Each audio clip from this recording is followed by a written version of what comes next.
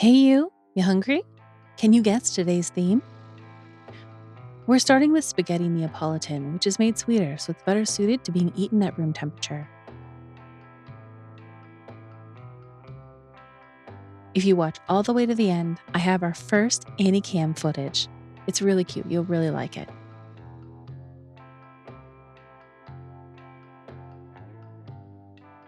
Next is a Western omelet, which has peppers, onions, and ham.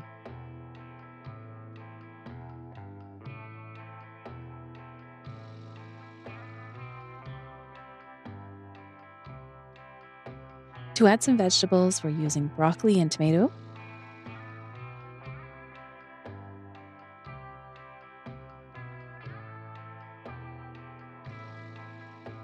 And we're going to finish it off with some quick pickles for brightness.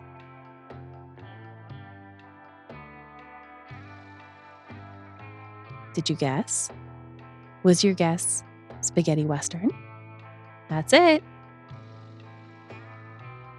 Thanks so much for watching. I love you all. Take care, and I'll see you next time.